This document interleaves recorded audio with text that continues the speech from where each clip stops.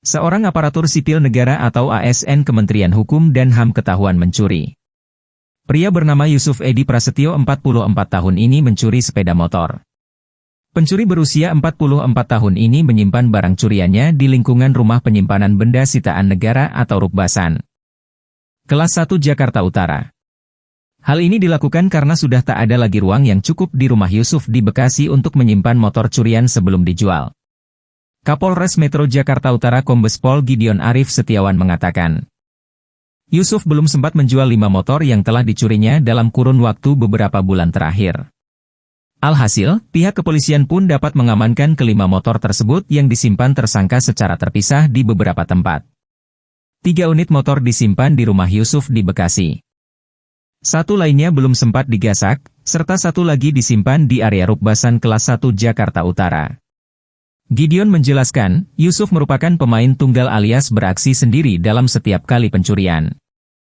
Yang bersangkutan mencuri dengan modus bertindak seperti warga biasa sambil memantau motor-motor yang kuncinya masih mencantol. Belakangan terungkap, salah satu TKP pencurian motor ini adalah kantor Kecamatan Cilincing yang gedungnya bersebelahan dengan tempat kerja tersangka di Rukbasan kelas 1 Jakarta Utara.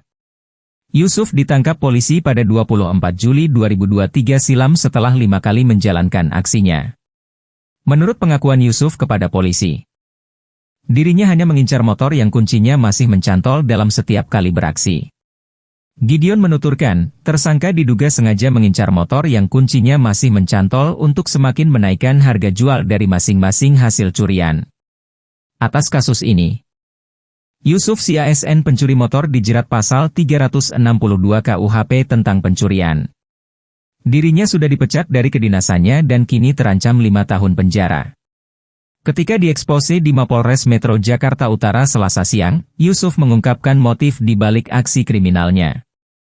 Yusuf berniat mencari uang tambahan dengan melakukan pencurian motor untuk membiayai pengobatan orang tuanya di kampung.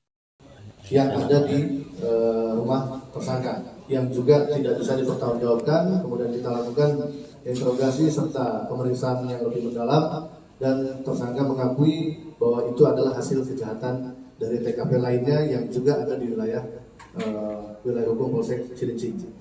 Kemudian kita lakukan pengembangan lebih lanjut, juga ditemukan 1 unit kendaraan roda 2 yang diamankan di kantor tempat tersangka bekerja. Sehingga kita total melakukan pengamanan terhadap barang bukti sebanyak 5 unit. Di sini di hadapan rekan-rekan ada di parkiran lengkap kelima-limanya, dan semua dalam keadaan kunci tetap terpasang pada lubang kunci, sehingga tidak ada bekas kerusakan ataupun tanda-tanda kekerasan lainnya seperti penggunaan kunci T maupun dipatahkan secara paksa, tidak ada, karena semua motor dicuri dalam keadaan kunci tetap terpasang pada lubang kuncinya, sehingga memudahkan tindakan dan perbuatan yang pelaku lakukan.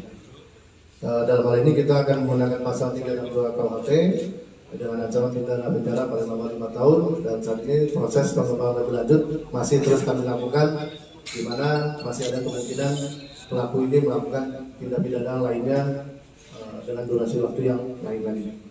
Mungkin itu dari kami. Terima kasih. Assalamualaikum warahmatullahi wabarakatuh.